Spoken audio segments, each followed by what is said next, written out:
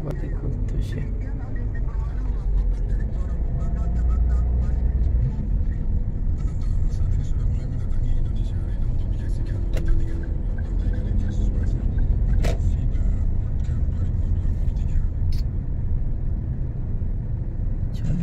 Tidak boleh. Oh, tidak boleh kecuali minggu.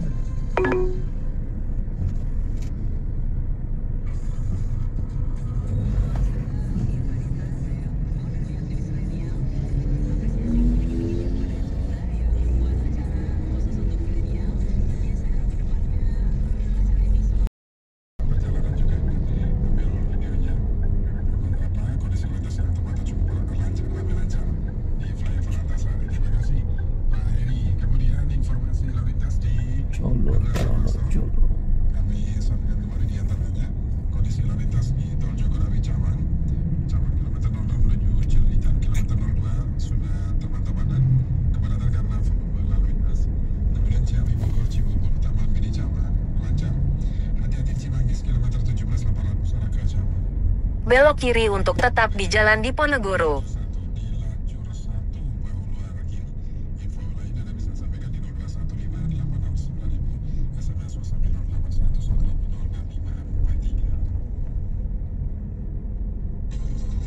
Setelah 400 meter, belok sedikit ke kanan menuju Jalan Raya Kudus, Colo, Jalan Sosro Kartono. Colo.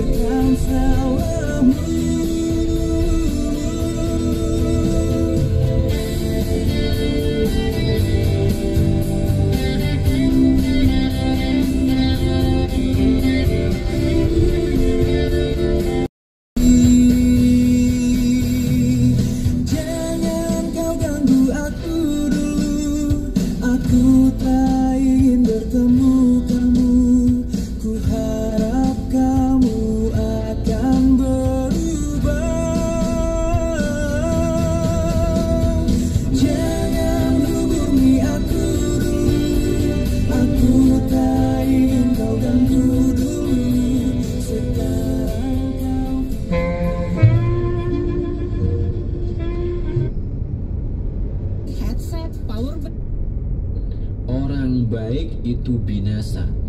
Jadi di sana ada orang baik, kemudian orang ini menginginkan agar supaya orang-orang baik tadi mendapatkan kesusahan, mendapatkan keburukan, mendapatkan kehancuran, difitnah dan lain sebagainya. Tes 3 kali sehari. Bila dalam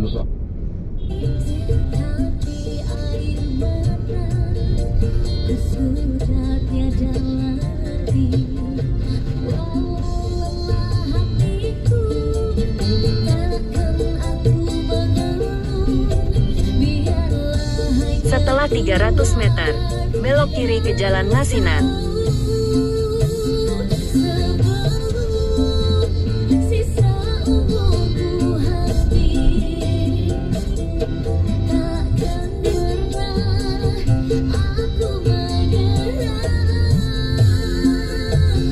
Belok kiri ke ke Jalan Masinan.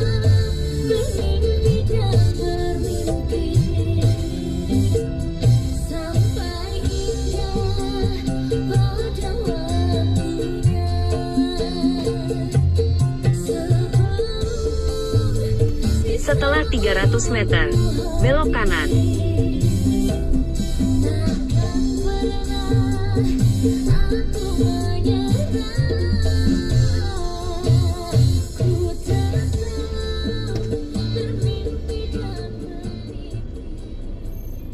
Maksudnya ponpes juta aswaja. Tang mriki apa tang mriki? Putra napa putri Kak? Putra. Mriko. Mriki nggih, matur banun.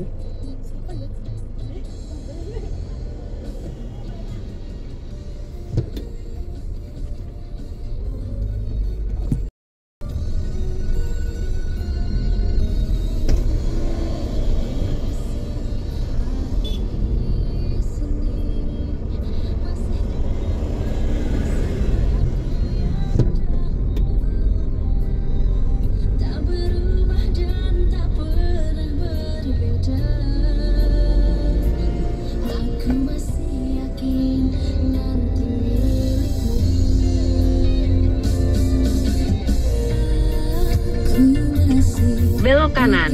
Lalu tujuan Anda nanti berada di sebelah kanan.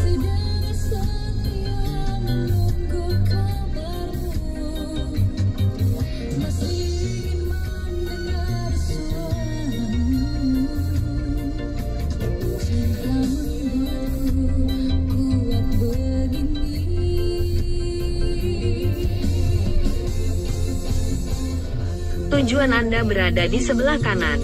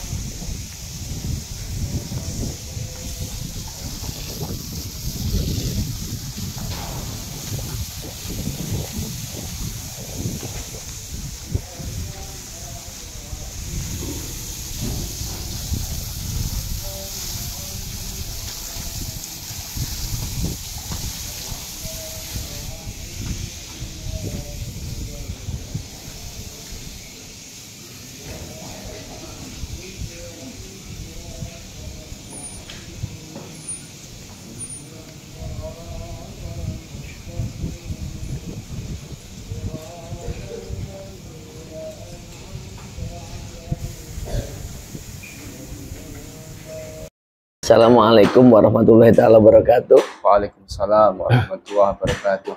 Alhamdulillah saat ini berkesempatan silaturahmi ke Pondok Pesantren Duta Aswaja ya. Aswaja. Masya Allah. Aswaja. Saat ini bersama Kang Alvin Jauhari ya. Alvin Jauhari ya. Masya Allah. Kang Alvin waktu itu di Tebu Ireng salaf ya. Salaf angkatan 2017.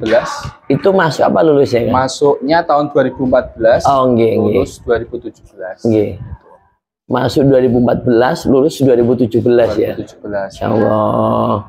Bareng sama Kang Ilham ya. Ilham. Ilham sementara masih lanjut di.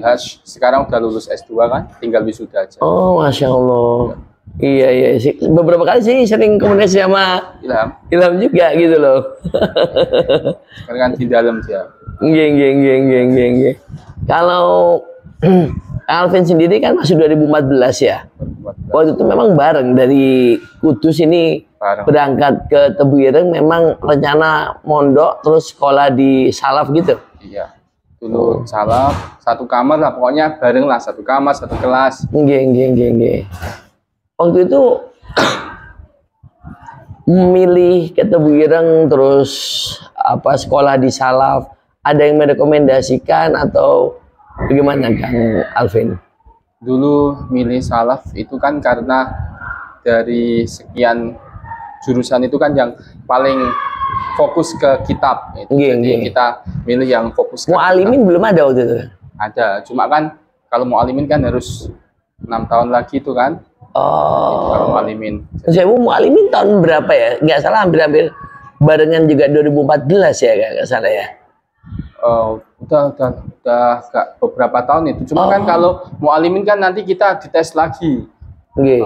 Bisa masuk kelas 4 atau kelas berapa kan. Apalagi kalau bisa turun lagi kan nanti malah memperlama. Nggih. Jadi kita persingkat yang fokus ke kitab. Fokus ke kitab ya. Tuh. Waktu itu berarti 2014 memang milih salaf karena memang ingin memperdalam kitab ya Kang ya. Memang jujur Kang, sejarah berdirinya kelas salaf itu kan kebetulan saya kan angkatan pertama 94 waktu itu. Memang dengan almarhum Gus Isom Si Som. didirikan alias salaf ya. Ya, salah. Alias salaf. Dan saya pun juga ingin fokus juga waktu itu Kang untuk mendalami kitab gitu waktu itu sama teman-teman yang memang masuk alias salaf gitu. Ya alhamdulillah tetap konsisten dan tetap istiqomah selalu kitab-kitab yang memang didalami ya Kang ya. Waktu itu kamarnya LH berapa Kang? Kelas 1 dan 2 itu di AB 306. Jadi di lantai 3 itu yang atasnya Jabuk dekat Mahat Ali itu yang paling pojok itu. Di situ. Terus waktu itu kan Ella masih dipakai mu'alimin. Terus akhirnya mu'alimin pindah ke gedung baru.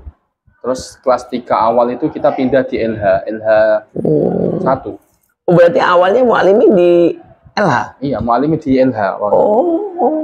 Sebelum punya gedung ya? Ya. Salaf, semua salaf di AB dulu. Semua salaf di AB ya? Ya. Nun sewu Kang Alvin, mungkin ada cerita waktu pas di pondok tentang entah di pondok atau pas di sekolah tentang pembelajaran selama di alias salaf, ada nggak Kang? Kan kita kan dijadikan satu ya Kang ya, terus ada pembinanya dan tentunya ada jadwal-jadwal ngaji. Ada nggak cerita khusus dari Kang Alvin sendiri Kang? Kalau dulu kebetulan pembina salaf saya itu Ustaz Solihin, Ustaz Ahmad Solihin, yang kemarin sakit nih, yang sekali jenengan itu, Ahmad Solihin Jakarta. Ya 3 tahun bersama beliau itu. Kang Solihin ya berarti ya? Iya, Kang Solihin. Masya Allah. Dari kelas 1 sampai kelas 3 itu sama Ustaz Solihin. Berapa tahun sama Ustaz Solihin? Ya kalau kegiatan sih hampir sama sih dengan. Nggak salah kenal Kang Mahmud juga kan? Saudaranya Kang Solihin? Itu yang sekarang jadi keamanan waktu itu kayaknya. Sekarang jadi kepala pondok atau putra? Kang Mahmud kenal kan ya? Iya, wakil kayaknya. Wakil ya. Kalau kepalanya kan Ustadz Habib. Habib ya. Oh iya, wakil ya. Berarti waktu itu Kang Solihin jadi pembina. Pembinanya Pak Solihin. Masya Allah. 3 tahun sama beliau. Nggih. Beliau kan juga alumni salaf juga kan Kang Solihin. Ya. Kang Mahmud juga ya. Kang Mahmud terus sekarang yang di Transen juga Kang siapa sih? Kalau yang pernah kesini tuh Ustadz Mas Duki. Kang Ustadz Mas Duki. Mas Duki yang sekarang di Sumatera. Aslinya Sumatera itu. Nggih. Itu juga alumni salaf juga. Gimana Kang Alvin waktu pas di pondok itu? Saya cerita benar-benar memang menyenangkan ya Kang ya? Kalau di pondok dulu itu gimana ya? Enaknya kita tiap hari bisa ke makamnya Hadratus Syekh, makam masyayikh.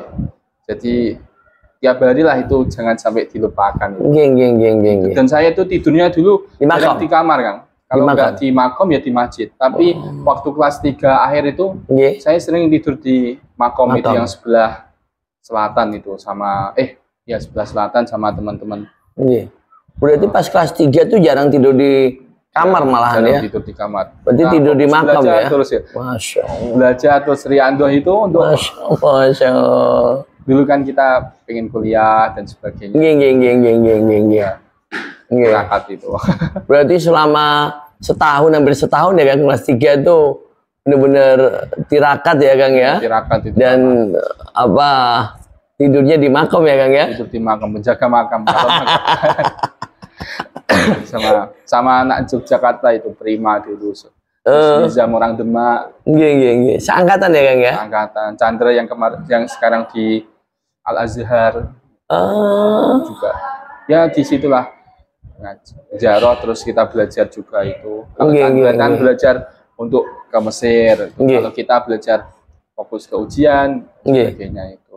Kalau Chandra orang Tegal, sekarang kuliah S2 di Al Azhar. Kemarin S1 udah lulus, sekarang lanjut S2. Masya Allah. Memang haus ilmu ya Kang ya? Ya, padahal itu dulu waktu awal masuk di Tebuireng itu, dia kan SMP sih. SMP jadi benar-benar dari nol, Pak. Waktu pas di salaf benar-benar dari nol ya? Iya, benar-benar dari nol. Tapi dia semangat, akhirnya bisa seperti manjada wajada itu ya? Bisa baca kitab, terus akhirnya kan bisa ke Mesir S1, sekarang S2 itu. Alhamdulillah alumni salaf banyak yang ke Mesir juga ya Kang ya? Waktu itu angkatan saya ada 2, Fauzan sama Chandra. Yang satu kelas maksudnya. Iya, satu kelas. Salaf itu. Kalau teman-teman angkatan banyak sih dulu. Ada berapa itu? Ada 7 atau berapa itu? Iya selain di salaf juga? Ya, MAK. SMA dulu ada juga. Nggih. Kalau Kang Alvin sendiri setelah selesai sekolah di salaf langsung kuliah di Surabaya nggak salah ya? Di Surabaya di Universitas Islam Negeri Sunan Ampel. Sunan Ampel jurusan Hubungan Internasional. Nggih. Ya berkat Tebuireng lah di situ, dan akhirnya selama kuliah itu banyak cerita-cerita menarik kan. Iya. Gimana? Terduga. Ya akhirnya kita bisa jalan-jalan lah keliling luar negeri, ke Malaysia, Singapura. Gimana ceritanya Kang jalan-jalan itu? Karena memang kuliah di hubungan internasional atau ada? Iya saya lihat fotonya profil WA apa aja kan di luar negeri itu. Gimana ceritanya gimana Kang Alvin? Itu ceritanya waktu 2019 itu ada program santri mengglobal. Jadi, program santri mengglobal. Itu para santri dari berbagai daerah itu bisa mendaftar untuk program ke Malaysia dan Singapura, studi banding ke kampus waktu itu di Universitas Sains Malaysia, Management and Science University Malaysia (USM). Kemudian ke pondok pesantren, kemudian ke beberapa tempat yang ada di Malaysia ya? Iya, di Malaysia dan di Singapura ke Masjid Sultan itu. Kemudian juga waktu mau lulus itu juga ke Malaysia juga. Apa ada hubungannya dengan panjenengan kuliah di hubungan internasional yang program manajemen santri mengglobal itu? Enggak ada. Sebenarnya enggak ada. Itu gimana Kang? Mandiri. Jadi, mandiri. Kalau saya boleh tahu itu program dari Kemenak atau program dari Yayasan Santri Mengglobal itu miliknya Kak Tito, itu alumni UK dan beberapa santri yang kuliah di luar negeri itu tujuannya itu ingin mengajak para santri untuk belajar ke luar negeri. Jadi memperkenalkan dunia luar itu. Ada syarat-syaratnya nggak Kang itu? Waktu itu syaratnya santri itu. Iya. Terus entah harus lulus apa namanya Ada seleksi juga. seleksinya. Dan sekarang itu programnya berjalan sampai sekarang itu beberapa ke luar negeri sudah ratusan santri itu yang diberangkatkan sama santri mengglobal ke luar negeri. Saya jadi tertarik. Santri mengglobal ini kan tujuannya agar kita santri ya kan yang tentunya Wawasannya luas. tentunya kan kalau mohon maaf bilang santri kan identik dengan dunia pondok ya gitu ya Kang ya. Betul. Mungkin ya. Atau bagaimana Kang tentang santri mengglobal itu entah visi misinya atau Ya itu anunya seperti apa Kang? tujuannya Bisa seperti itu diceritakan? untuk mengajak para santri itu untuk belajar ke luar negeri lah. Entah itu dari studi banding atau kuliah. Jadi para santri di situ benar-benar terbuka wawasannya. Dari santri mengglobal itulah waktu tahun 2020 itu saya bersama 6 teman saya di HI itu, Jadi hai. saya membuat sebuah organisasi, Pak. Organisasi kemudaan, dan pertama kali memberangkatkan 24 para pemuda dari berbagai daerah, ada dari Lombok, ada dari Sumbawa, ada dari Jawa Timur, Jawa Barat, Medan. Itu kita berangkatkan secara gratis ke Malaysia dan Singapura. Itu kita program ke salah satu sekolah di Kelang, PPWNI. Sekolahnya para anak-anak TKI itu yang sangat kekurangan pendidikannya. Nah, itu kita ngabdi di sana selama 5 hari kan. Itu warga Indonesia Kang di situ ya Kang ya? Banyak warga TKI yang tadi Panjenengan bilang itu ya? TKI yang daerah mana tadi? Di daerah Kelang, Selangor. Kelang, Malaysia. Selangor ya? Ya, itu anak-anak Indonesia itu yang ini ya ada beberapa yang nggak punya dokumen, akhirnya kan nggak bisa sekolah. Iya. Itu di situ ada penampungan supaya anak-anak itu terdidik itu. Pendidikannya terjamin. Itu ada sebuah sekolah dengan keterbatasan sih, 150 siswa itu hanya 3 guru dari kelas 1 sampai SMP. SMP itu.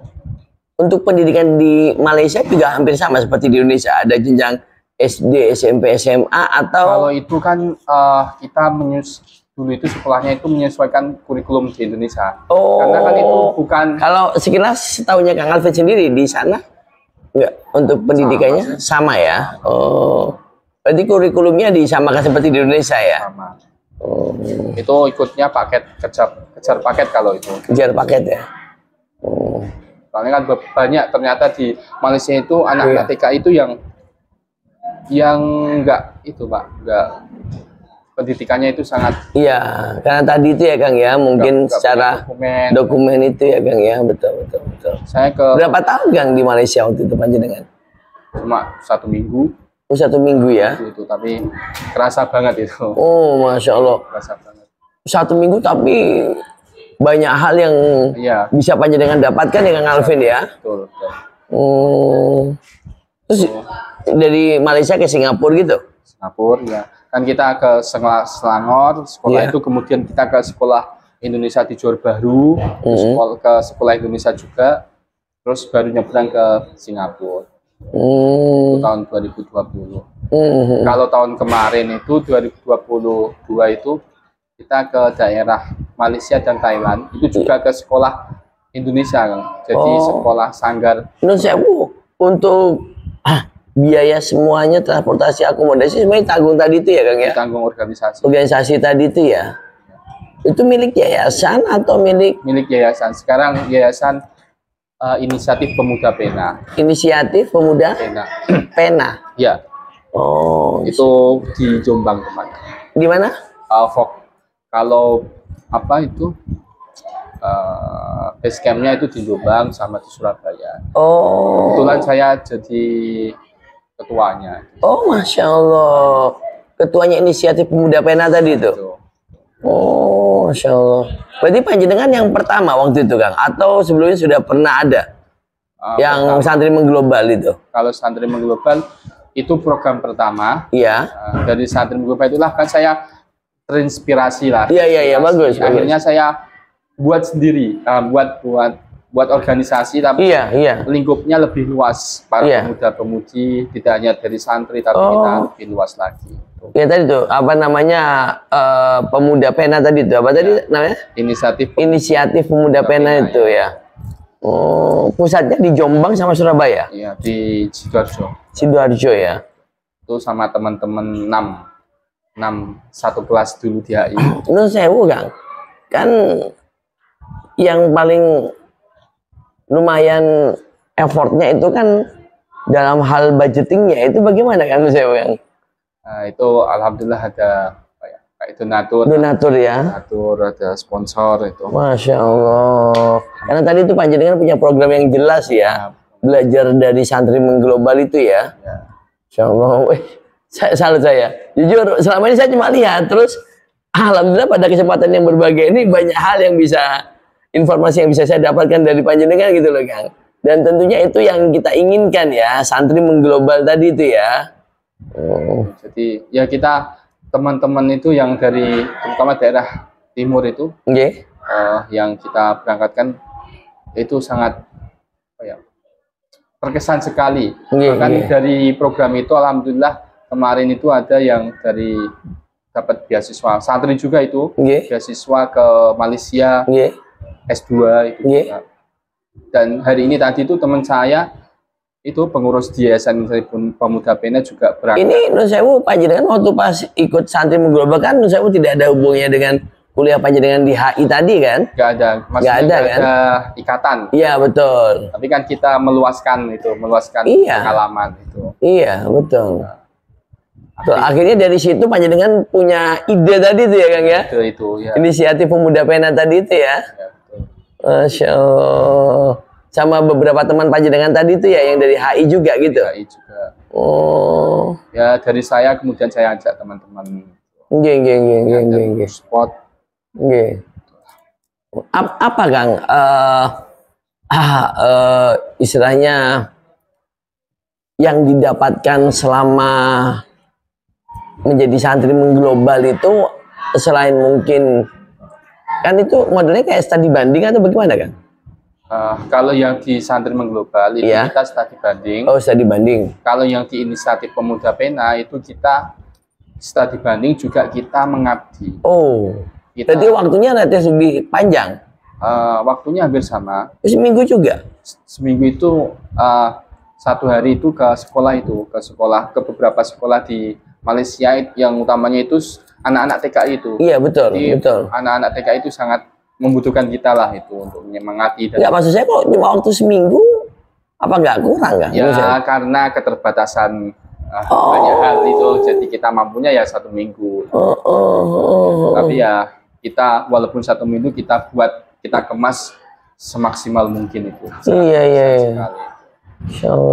Kalau dari teman-teman terus dari pihak sana pengennya lama. Ya pengen lama di sini aja 1 bulan. Bisa lama juga 1 tahun juga belum. Itu nanti KKN gitu ya. Iya KKN betul. Alhamdulillah ya. Berarti panjang sekarang ketua dari inisiatif Pemuda Pena tadi ya. Pemuda Pena. Masya Allah. Tetap alhamdulillah eksis ya Kang ya.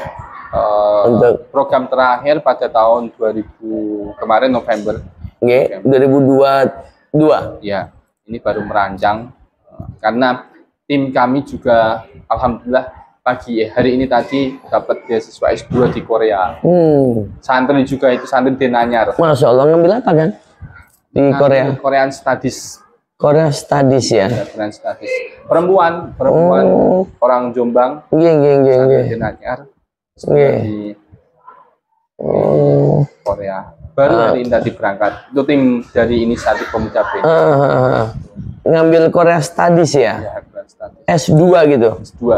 Itu apa? Mendalami tentang budaya Korea atau bahasanya atau apanya kan? Ya bahasanya. Bahasanya ya? Mungkin seperti itu. Kan sekarang lagi booming ya drakor ya? Ya. Masya Allah. Terus panjenengan setelah HI terus balik dulu sini ya? Balik ke sini.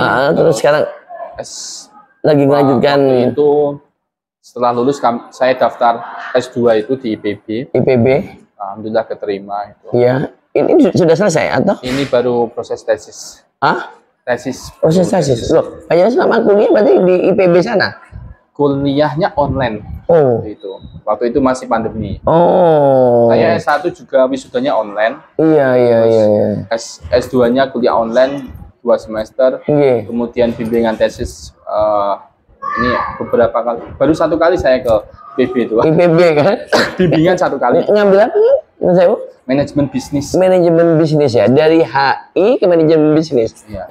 Saya gini kan, saya tertarik.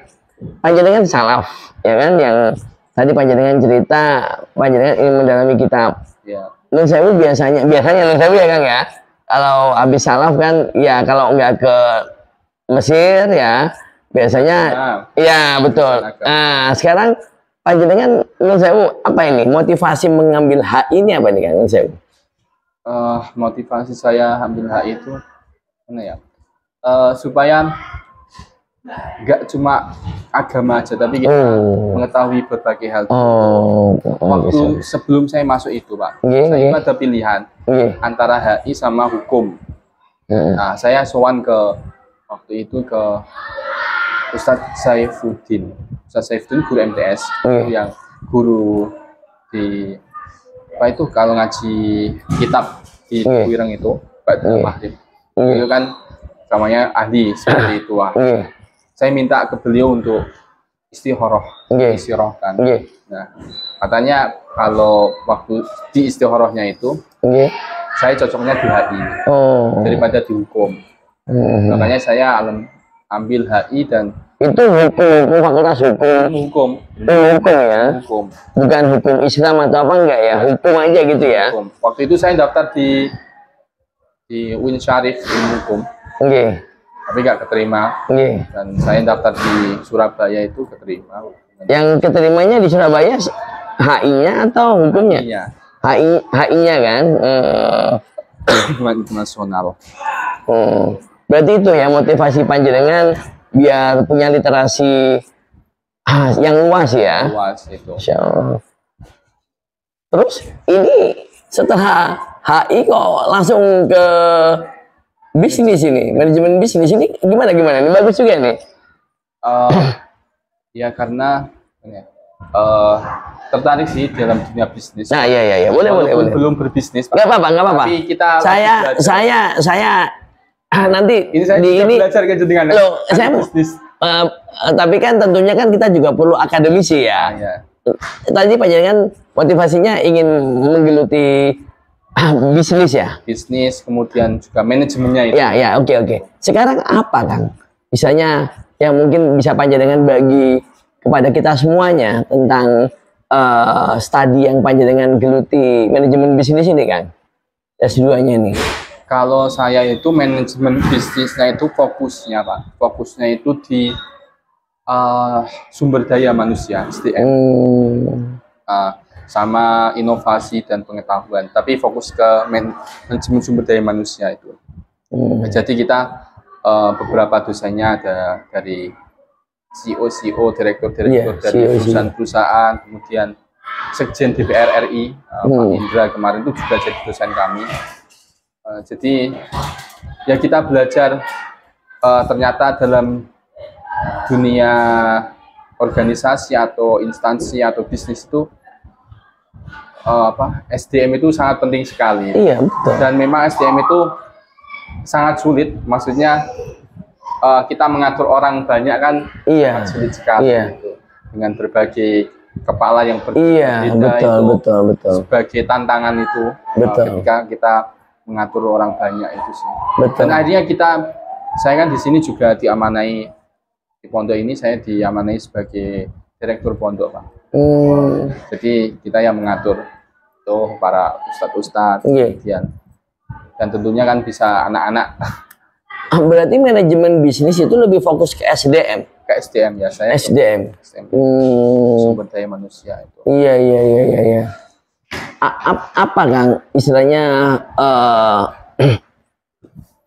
dari manajemen bisnis ini yang mungkin bisa diterapkan dalam berbagai hal, termasuk mungkin saat ini kan panjenengan kan diamanai di Pondok Duta Aswaja ini sebagai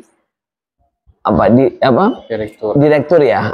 Apa Kang yang mungkin aplikatifnya bagaimana Kang? Mohon maaf dari keilmuan yang panjenengan dapatkan itu kan. Itu kebetulan saya kan tentang SDM itu Pak. Iya, tentang SDM betul. Kita belajar bagaimana caranya mengelola orang banyak, itulah. Iya, itu. Itu yang paling penting. Betul. Kan nggak mudah ya Kang ya? Ya nggak mudah, sangat sulit sekali itu. Sangat sulit sekali. Aduh, nggak mudah kan? Dan kita juga belajar mengatur santri juga kan. Iya, itu juga. Orang SDM juga itu. Iya. Santri itu juga, apalagi yang putra-putra sekian banyak itu ternyata nggak mudah. Nggak mudah ya. Jadi saya baru sadar ternyata jadi ustadz ataupun pengasuh pondok itu nggak mudah, berat sekali ya. Kita 24 jam. Apalagi dengan usia yang masih labil itu. Ya. Ada aja. Iya. Itu dibutuhkan manajemen memang ya Kang ya. Berarti manajemen santrinya, manajemen ustadznya ya Kang ya. Insya Allah. Apa Kang? Secara teori apa Kang yang tentang bisnis? Mungkin itu kan global, terus sekarang kan panjenengan ingin mengaplikasikan dalam kehidupan di pondok pesantren ini kan. Aplikasinya berupa bagaimana Kang? Aplikasi di lapangan tadi itu aja Kang ya.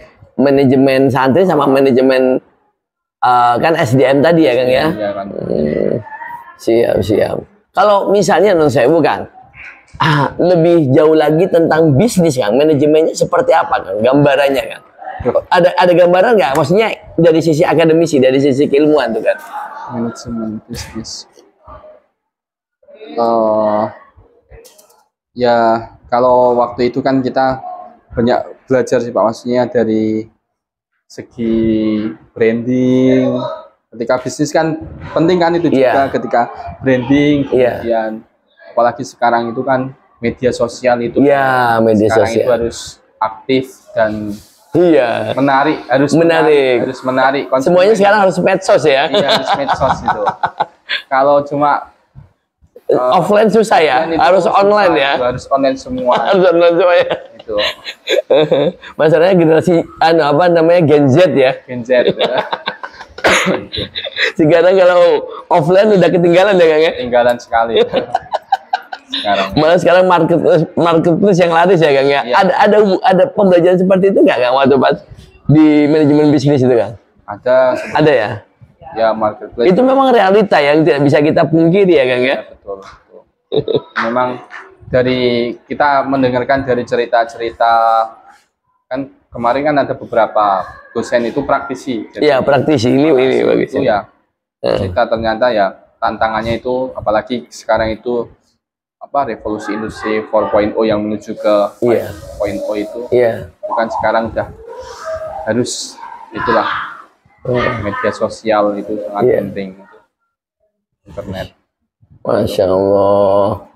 Aduh, oke Kang, kalau cerita panjang lebar kayaknya masih banyak yang perlu saya interview dari panjenengan nih Kang. Saya tertarik, masalahnya gini Kang. Awalnya salaf, terus habis itu HI, habis itu manajemen bisnis. Saya jujur, saya senang. Saya tuh orangnya senang ya melihat seseorang ya, karena saya juga hampir sama seperti panjenengan. Saya senang mencari literasi yang tentunya tidak sama gitu loh. Karena kita juga ingin mengisi literasi otak kita dengan berbagai macam kemampuan ya Kang ya. Nah, sekarang conclusionnya Kang nih Kang, dari salaf, HI dan manajemen bisnis ini Kang. Asik nih. Conclusionnya ya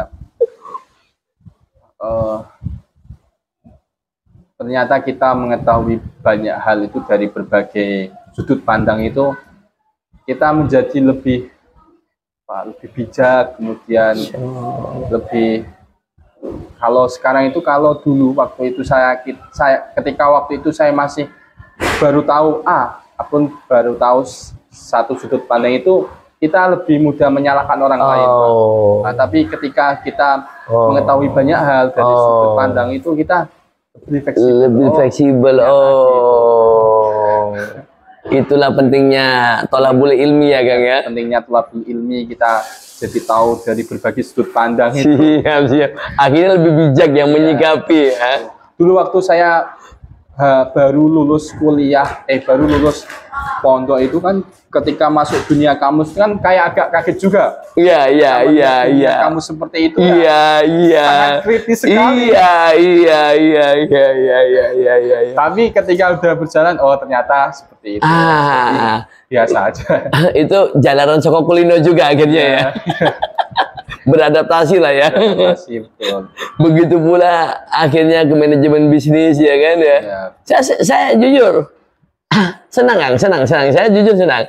Istilahnya melihat biografi panjenengan ya. Istilahnya dari salaf terus HI terus manajemen bisnis itu saya senang gitu. Sehingga tentunya panjenengan bisa mengkoneksikan gitu loh.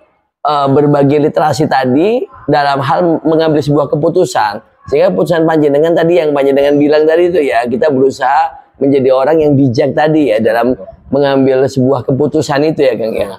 Karena tidak responsif kan. Mohon maaf, tidak reaktif ya.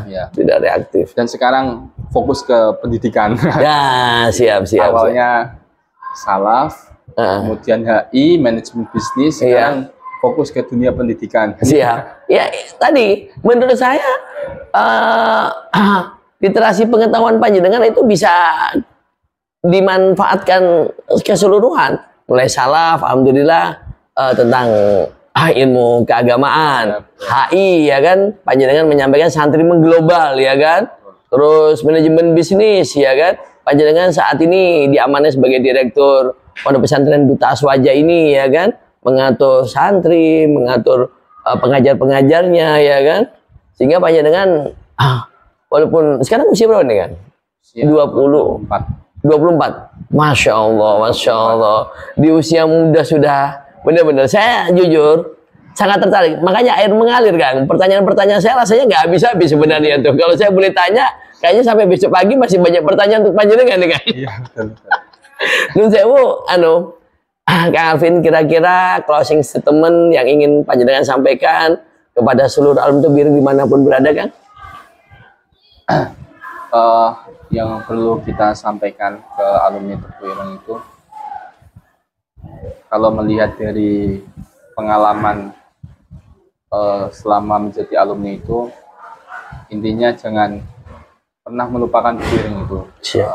Jangan pernah melupakan Tebu Ireng, mendoakan para masyayikh, terutama Hadratus Syekh itu yang penting sekali. Ternyata ketika kita menjalani kehidupan itu, kita tidak terlepas dari doa atau barokah dari beliau-beliau itu semua. Jadi merasakan barokah itu mungkin jenengan lebih merasakan barokahnya. Sangat luar biasa. Luar biasa. Saya yakin semua santri mempunyai